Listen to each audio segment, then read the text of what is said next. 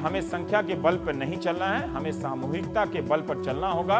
हम उस सामूहिकता के भाव को लेकर आगे बढ़ना चाहते हैं। तो इम्तिहान किसका है? प्रधानमंत्री की इस भावना का, लोकसभा के प्रावधानों का, या परंपरा का, या राजनीतिक हिसाब लेन देन का। तो सैयद शाहनवाज हुसैन साहब आए हैं, बीजेपी के राष्ट्रीय प्रवक्ता, आपका स्वागत है।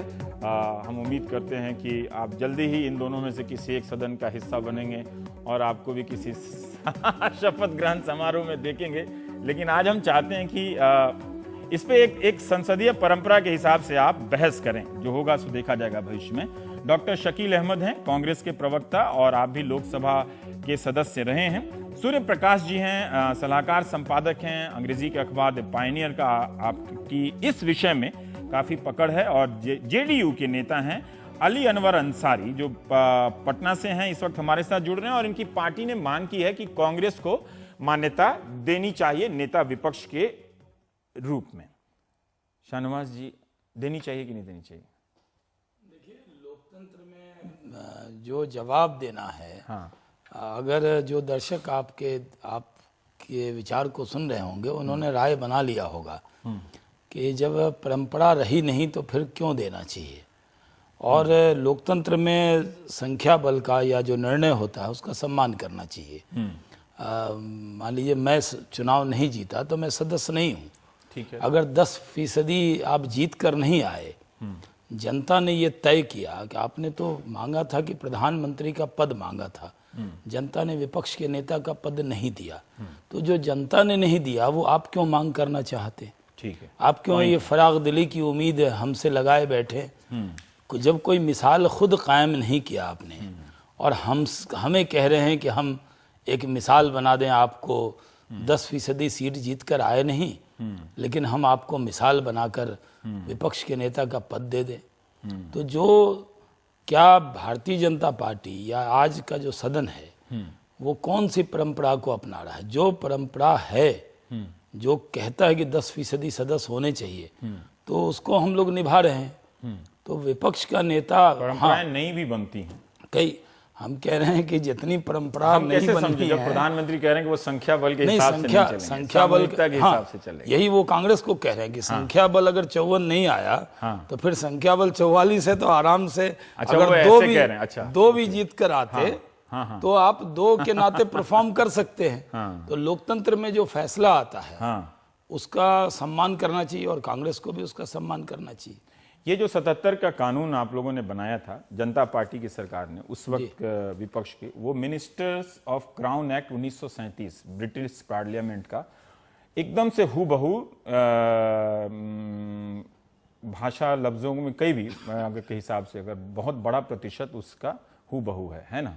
और उसमें भी लिखा है कि greatest numerical strength in that house. हमारे कानून में भी लिखता है greatest numerical strength in that house. तो या तो यहां बनाने वाले ने वहां का पढ़ा होगा, है ना, वहां वाला तो यहाँ का नहीं पढ़ा होगा, तो खैर छोड़ देते हैं। तो ये है संविधान। और जो 87 का बात है, कांग्रेस ने नहीं किया, ये बात दुनिया के सामने है कि 69 तक कांग्रेस ने नहीं किया, इंदिरा गांधी ने नहीं किया, राजीव गांधी ने नहीं किया।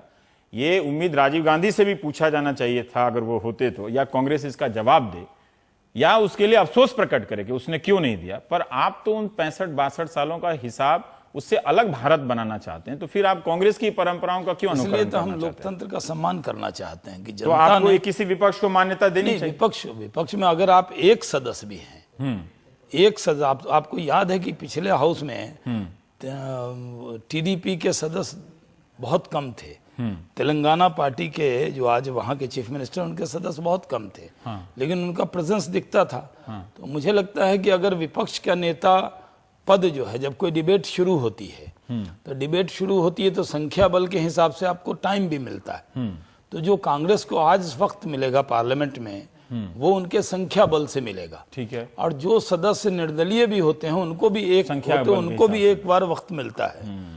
जो 4 लोगों की पार्टी, पिछली बार लालू जी की पार्टी 4 लोगों की थी, इस बार भी 4 की है, और मुलायम सिंह जी की भी करीब करीब वैसी है। स्पीकर के पास कोई तो पैमाना होना चाहिए, तो वो पैमाना जी, तो वो एक पैमाना बनाते हैं कि संख्या के हिसाब से टाइम देते हैं। लेकिन कई बार जब सब दल के नेता को बुलाते हैं तो अगर 5 मिनट बीजेपी बोली तो 4 मेंबर ऑफ पार्लियामेंट वाली पार्टी भी 5 मिनट ही बोलती है, क्योंकि सामूहिकता में सब पार्टी को मौका दे दिया जाता है। तो अगर विपक्ष के तौर पर तो वो परफॉर्म कर रहे हैं, विपक्ष के नेता की कुर्सी पर वो बैठे हैं। हाँ, थोड़ी सैलरी में, कैबिनेट रैंक में, थोड़ा पर्क्स में, थोड़ा आपको लगता है कि कमिटी उसके लिए में, है लड़ाई? वो 13 का जो स्टाफ होता है वो नहीं होगा, लेकिन एज ए पार्लियामेंटेरियन तो वो परफॉर्म कर ही सकते हैं, उनको पूरा हक होता है। शाहनवाज दो बातें कह रहे हैं कि जैसे कोई पार्टी जीतती है तो वो सरकार बनाती है, जो पार्टी हारती है तो कहती है कि हम जनता के फैसले का सम्मान करते हैं। तो आप भी जनता के फैसले का सम्मान कीजिए। 10% अगर कोरम के हिसाब से आपको नहीं मिला है तो नेता विपक्ष पद की मांग आप क्यों कर रहे हैं? ये सरकार के विवेक पे छोड़ दीजिए, क्योंकि आप लोग काफी सक्रिय हैं, क्यों मांग कर रहे हैं?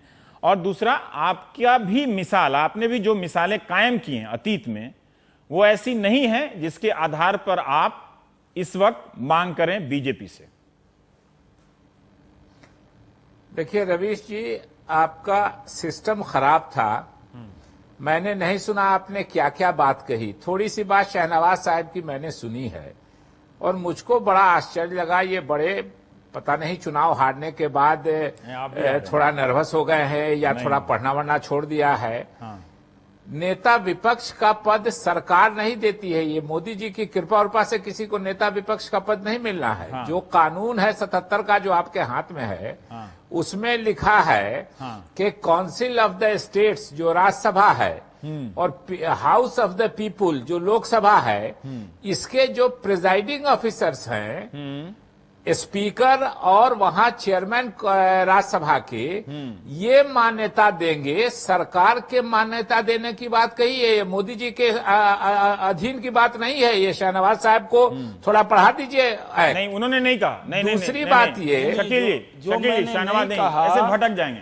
शाहनवाज जी ने ये नहीं कहा, मैंने कहा नरेंद्र मोदी वाली बात कि उन्होंने कहा है कि संख्या बल के हिसाब से हम चलेंगे, के हिसाब से नहीं चलेंगे, हम सामूहिकता का ध्यान रखेंगे। तो मैंने इनसे पूछा था, कोई लाने की जरूरत नहीं है, ये सरकार की कृपा से नहीं मिलता है, ये समझ लीजिए ना, उसी एक्ट में है। हाँ। लिखा हुआ है कि दोनों प्रिजाइडिंग ऑफिसर्स ये तय करेंगे। हाँ। और उसमें बहुत साफ एक्ट में लिखा है। मावलंकर जी ने एक बार कहा था 10% की बात, लेकिन मावलंकर जी की बात को 77 में जब एक्ट बना, और जो दोनों कांग्रेस के शासनकाल में नहीं बना है, जो 2002 तक अमेंड हुआ है, ये जो है, ये लीडर ऑफ द अपोजिशन के सैलरी और अलाउंसेस का जो अमेंडमेंट 2002 तक हुआ है, हाँ। उसमें ये कहा गया है, और दोनों प्रिजाइडिंग ऑफिसर्स ने एग्री किया होगा, तब बिल पार्लियामेंट में आया होगा।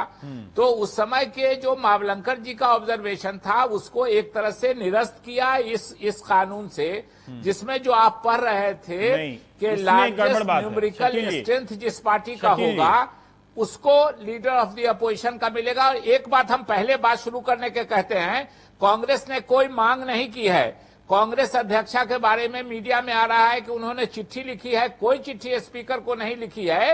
अब जब अगला पार्लियामेंट का सेशन शुरू होगा या उसके बीच में, ये तो राष्ट्रपति का भी भाषण आ रहा है, कांग्रेस ने कोई मांग नहीं की है, ये हम स्पष्ट करना चाहते हैं कांग्रेस की हैसियत से। आज आपका बयान है, आज आपने बयान दिया है कि लीडर ऑफ अपोजिशन होना चाहिए। मैंने कहा है कि कांग्रेस ने नहीं मांग की है। हाँ। लेकिन पूछा पत्रकारों ने, तो मैंने कहा कि अधिकार बनता है, ये एक्ट में है। हाँ। जो कानून पास हुआ है कि जो सबसे ज्यादा सीटों संख्या वाली अपोजिशन पार्टी है, उसको लीडर ऑफ द अपोजिशन का पद मिलेगा। और एक बात और भी और ज्यादा स्पष्ट की गई है, कहा गया है कि अगर दो पार्टियों को बराबर की सीट हो, अपोजिशन वाली पार्टियों को बराबर की सीट हो, उसमें भी राज्यसभा के सभापति और लोकसभा के स्पीकर तय करेंगे कि दोनों में से किसको दिया जाए, अगर दोनों को बराबर है। और लेकिन जिस पार्टी को आगे है, तो हम विपक्ष में 44 सीट हमारे पास है और तृणमूल कांग्रेस के पास 34 सीट है। इसलिए बहुत स्पष्ट रूप से कांग्रेस का हक बनता है, लेकिन ये स्पीकर का विवेक है, स्पीकर का कर्तव्य है, वो करेंगी। हम एक राजनीतिक चर्चा कर रहे हैं कि क्या इस लोकसभा में बिना नेता विपक्ष के हो सकता है। मेरा एक जवाब दीजिएगा कि जब आपके पास ये मौका था, है ना, तब उस वक्त की स्पीकर ने ये भी माना जाता है कि स्पीकर के फैसले में सरकार की भी सहमति अंतर्निहित होती है। कई बार उनका हैसियत या रुतबा या फैसला स्वतंत्र होता है पर एक सहमति मानी जाती है, ठीक है ना, मानी जाती है कि वो एक तरफ से वो रहता है। पर आपने भी ये कभी फैसला नहीं किया, जब आपके पास 404 सीटें थी तो आपने भी ये उदारता नहीं दिखाई थी। नहीं, देखिए, एक बात और उदारता दिखाने की बात है, भारतीय जनता पार्टी को आज की तारीख में ज्यादा परसेंटेज ऑफ सीट है, लेकिन पिछले लोकसभा के चुनाव में भारतीय जनता पार्टी को 18% वोट थे। आज की तारीख में हमको 19% वोट है, और जो जीडीपी की आप बात कर रहे हैं उनको 3% वोट था। ये लॉजिक गलत है, फिर यहाँ शाहनवाज सही हो जाते हैं। नहीं, मैं आपको मेरी बात सुन लीजिए ना, पूरी होने दीजिए ना। ठीक है। स्पीकर साहिबा ने या साहब ने उस समय जो निर्णय लिया होगा यह उनका निर्णय है, लेकिन विपक्ष का पद जो पर्स के लिए नहीं, पद के लिए और सरकारी सुविधा के लिए नहीं, ये इधर शुरू हुआ है कांग्रेस ने कि विपक्ष की आवाज भी सुनी जाए संवैधानिक पदों पे नियुक्ति में। तो सीआईसी जो सेंट्रल कमिश्नर है, चीफ कमिश्नर है, इंफॉर्मेशन कमिश्नर है, उनके नियुक्ति में, सीबीआई के डायरेक्टर की नियुक्ति में, जो हमारा लोकपाल आया है उसकी नियुक्ति में, सीवीसी की नियुक्ति में, ये सारे का सारा प्रावधान कांग्रेस के समय में हुआ है कि विपक्ष की आवाज भी सुनी जाए और इन नियुक्तियों में विपक्ष का भी ये हो। अच्छा। इसलिए कांग्रेस क्या ये सारा किया हुआ है। इसलिए, और जो एक्ट है 77 का, जो कानून लोकसभा और राज्यसभा दोनों से पास होके बना है, उसमें साफ लिखा है कि जिस पार्टी को ज्यादा नंबर की सीट हो विपक्षी पार्टी को, उसको मान्यता मिलनी चाहिए नेता विरोधी दल की और मुख्य विरोधी पार्टी की, और वही स्पीकर साहबा को करना चाहिए। वो अपने समय पर करेंगी ना, हम लोगों ने स्पीकर साहबा को कुछ लिख के दिया है और सरकार के तो ये अधीन ही में नहीं है। ठीक है सूर्य प्रकाश जी, मैं अभी आपके पास आता हूं। इससे एक पहले इस आखिरी हिस्से में शकील अहमद ने बड़े एक तरह से साफ कर रहे हैं कि जो उन वर्षों में, उन लोकसभाओं में जब कांग्रेस का प्रचंड बहुमत था और नेता विपक्ष मान्यता प्राप्त नहीं हुआ, वो स्पीकर का फैसला था। हालांकि वो कांग्रेस की सरकार थी, कांग्रेस का कोई लेना देना नहीं है, इसीलिए इसमें नरेंद्र मोदी इन्वॉल्व नहीं है, स्पीकर का अपना फैसला है। एक सेकंड आने से पहले मैं अली अनवर साहब से पूछना चाहता हूं कि आप क्यों मांग कर रहे हैं कि कांग्रेस को नेता विपक्ष का दर्जा मिलना चाहिए? क्या ये मांग स्पीकर से की जानी चाहिए या आपको लगता है कि ये सरकार से की जानी चाहिए? ना रवीश जी, सबसे पहली बात कि हम इसलिए कह रहे हैं कि पारदर्शिता के लिए और लोकतंत्र की स्वस्थ परंपरा के लिए हम लोगों ने बिहार में अब्दुल बारी सिद्दीकी साहब को, आरजेडी को, जिनको नंबर नहीं था 10%, तब भी विपक्ष का पद हम लोगों ने दिया, कैबिनेट रैंक का दर्जा दिया उनको। तो इसीलिए हम लोग कह रहे हैं कि ये हम लोग किसी से मांग नहीं कर रहे। आप जानते हैं शकील अहमद साहब कह रहे हैं कि स्पीकर के विवेक पर ये डिपेंड करता है। ठीक है, लेकिन जो पॉलिटिकल पार्टी पावर में होती है उसका भी कंसेंट उसमें होता है।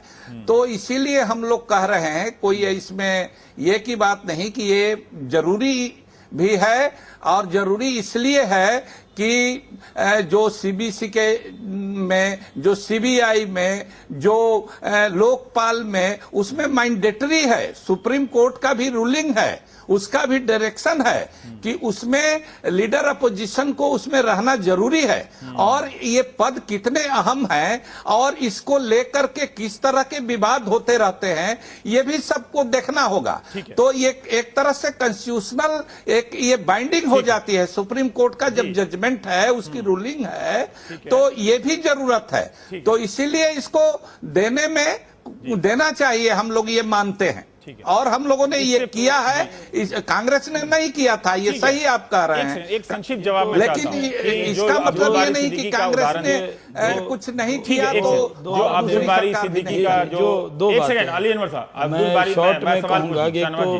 शकील साहब ने, बारी सिद्दीकी ने जो उदाहरण दिया वो एनडीए का फैसला था। बिहार में बीजेपी भी थी और जेडीयू, इन दोनों ने मिलके 10% से कम सीट पाने वाली आरजेडी के नेता को नेता विपक्ष की मान्यता दी थी। उनको वहां पे इन्होंने जो कहा कि इन्होंने दिया, देखिए दो बातें हैं।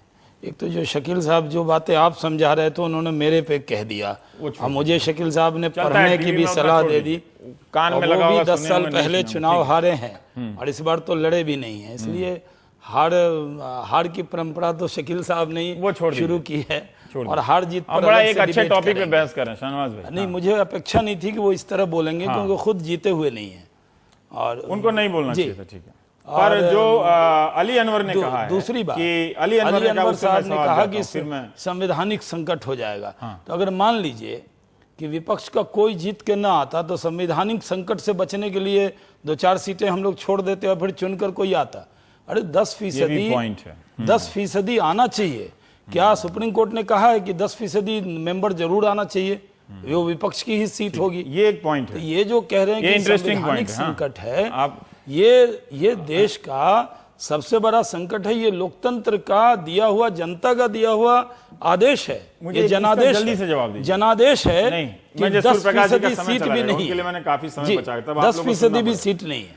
नहीं, जो अली अनवर ने कहा कि आप जब बीजेपी और जेडीयू सरकार में थे एक साथ बिहार में, तो आप लोगों ने एक परंपरा तो बनाई कि 10% से कम सीट वाले को नेता विपक्ष की मान्यता दी है, यहाँ क्यों नहीं दे सकते? देखिए, यहाँ पे सवाल ये है, अगर सरकार की भावना होगी हमसे आप क्यों कह रहे हैं? भावना कांग्रेस के प्रवक्ता हमसे कह ही नहीं रहे, वो कह रहे बीजेपी कौन होती है, नरेंद्र मोदी जी कौन होते हैं। आप अपनी तरफ से कह तो रहे हैं कि स्पीकर साहिबा से वो मांग आपने बिहार में जो किया है वो दिल्ली में क्यों नहीं कर सकते? मैं तो बीजेपी का प्रवक्ता बनकर आया हूं ना यहाँ। आपने जो बिहार में किया पार्टनर के रूप में जेडीयू के, वो दिल्ली में क्यों नहीं कर सकते? नहीं, तो वो तो शकील साहब का मैं जवाब दे रहा हूं कि वो नरेंद्र भाई से अपेक्षा ही नहीं कर रहे हैं। ठीक है, वो ये सोच रहे हैं कि जनता इनको एक भी सीट न दे और ये 0 सीट पर आए और विपक्ष का नेता पद। एक इंपॉर्टेंट बात है कि तब क्या होता कि जब विपक्ष का कोई उम्मीदवार ही नहीं जनादेश को भी स्वीकार नहीं करेंगे वाली बहस का क्या होता? जो काम आपने बिहार में किया है वो काम आप दिल्ली में क्यों नहीं कर सकते? बिहार में तो बहुत सा काम करके पछता रहे हम लोग जेडीयू के साथ, तो उसको क्यों घुमा रहे? देखिए, आपने अच्छा घुमाया, मैं ठीक है। हम ये कह रहे हैं, आपने कहा कि भाई विपक्ष के नेता का पद आपने दिया अब्दुल बारी सिद्दीकी को, विपक्ष के नेता का उनको पद दे दिया, सीटें उतनी नहीं थी। यहाँ पर सवाल यह है कि जो कांग्रेस मुख्य विपक्षी दल है वो आज 10% सीट नहीं लाई है। वो सिर्फ ये कह रहे हैं, जो शकील साहब ने कहा, हम परंपरा देख रहे हैं, कानून हमने बनाया, लोकपाल में ये बनाया, CIC, एक आदमी रहना चाहिए, इन सब की नियुक्ति हो गई, तो उसमें नेता विपक्ष होगा कि नहीं? उसमें होना चाहिए। तो कैसे होगा? आपके बनाए संविधान का आदर करें, लेकिन जनता के दिए हुए जनादेश का भी तो आदर करना है। जब 10% आप हैं नहीं, मुझे मालूम है कौन से ग्राउंड पे दिया जाना चाहिए? अगर मान लीजिए कि कांग्रेस की हालत ये होती कि कांग्रेस 2 सीट जीत कर आती, मान लीजिए 2 सीट जीत कर आती, जैसे हम 77 में 2 जीते, हम जरा इस वाले पहलू को अब छोड़ना चाहते हैं, तो क्या होता? 2 पर भी ये कहते कि आप दे दो हमें विपक्ष का नेता, जो आपको नहीं मिला था। ठीक है, मैंने कहा कि देखिए, पहले नहीं हुआ, एक लीडर ऑफ अपोजिशन का रोल इवॉल्व करता है समय के साथ, हम लोगों से आपको याद है कांग्रेस के लोग कह रहा हूं कि ये उच्चतम आदर्श होता कि एक आदमी भी होता। कहते थे हम लोगों पर 10 साल ये इल्जाम रहा। अब आप कितना दिन तक इस देश की राजनीति में कांग्रेस वर्सेस बीजेपी, हर इल्जाम रहा कि साहब ये लोग विपक्ष में है लेकिन सत्ता के नशे में। फिर प्रधानमंत्री की इस बात का क्या मतलब है कि हम संख्या के नहीं, हम सामूहिकता का ध्यान रखें? हाँ, सामूहिकता, जनता ने जो सामूहिकता से फैसला किया उसका ध्यान रखते हैं। ये मुझे इस बात का जवाब दीजिए कि फिर इन संवैधानिक पदों की नियुक्ति में नेता विपक्ष को इसलिए लाया गया ना, इसकी ताकि एक नैतिक मान्यता व्यापक रूप से हो कि ये नैतिक, तो इसमें फिर नेता विपक्ष कौन होगा? नैतिक मान्यता तो देश की जनता ने हम ही पर दिया, इनको विपक्ष के लायक नहीं समझा। हर बात में जनादेश नहीं ला सकते। अगर जनादेश है तो इसका मतलब ये नहीं कि बाकी सारी कानूनें, संविधान की किस मर्यादाएं अमान्य होंगी कि बिना सीट जीते हुए विपक्ष का नेता पद दे दें। आप दीजिए ना जी रवीश जी। हाँ, मेरी आवाज सुन रहे हैं? सुन रहे हैं प्रकाश जी, आगे। हाँ, देखिए दो ये जो कानून बना 1977 में, हाँ, और फिर ये 2002 में जब अमेंड हुआ, हाँ, इन दोनों समय में कांग्रेस की सरकार नहीं थी। हाँ, और एक बार दोनों समय में, जनसंघ के समय में 77 में जनसंघ इनकी पार्टी जो पुरानी पार्टी थी, और 2002 में तो इन्हीं के प्रधानमंत्री थे अटल बिहारी वाजपेयी जी, जिनके शासन में ये दोनों कानून भी बना और अमेंडमेंट भी हुआ।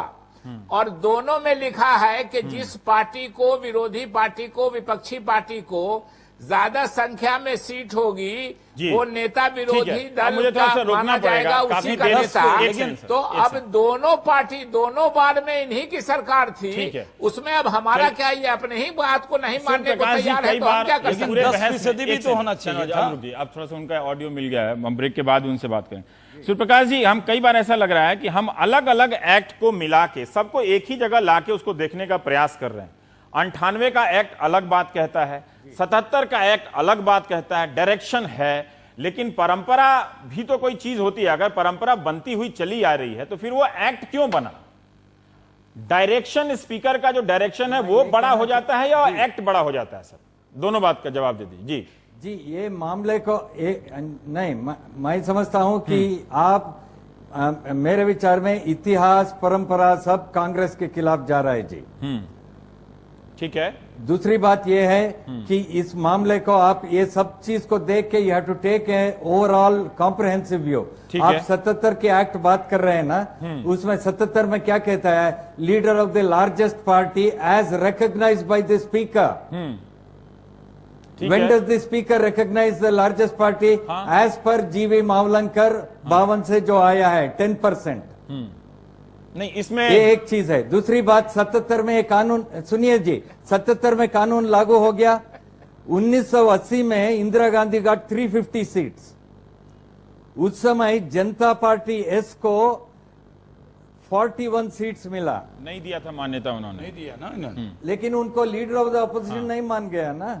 पर सूर्यप्रकाश जी, एक सेकंड। और 1985 में तेलुगु देशम को 30 सीट मिला। राजीव गांधी सरकार ने उनको नहीं दिया। जिक्र किया है, ये सवाल हमने किया। मैं आपसे ये सवाल, 77 का इतना महत्व है तो 77 का कानून का इतना महत्व है तो वो गायब हो गया क्या? वो महत्व 10-15 साल जब कांग्रेस वहां नहीं, सूर्यप्रकाश जी मजबूत सरकार थे। ये सूर्यप्रकाश जी, मेरा एक सवाल है इस सेगमेंट में। अब मैं आपसे लौट के ब्रेक के बाद और बात करूंगा कि 77 के कानून में कहीं ये जरूर लिखा है कि स्पीकर नेता विपक्ष की मान्यता देंगे जिसके पास जो ग्रेटर न्यूमेरिकल स्ट्रेंथ, जिसके पास सदस्य संख्या ज्यादा होगी। पर उसमें स्पीकर किस डायरेक्शन से देंगे इसका जिक्र नहीं है सर।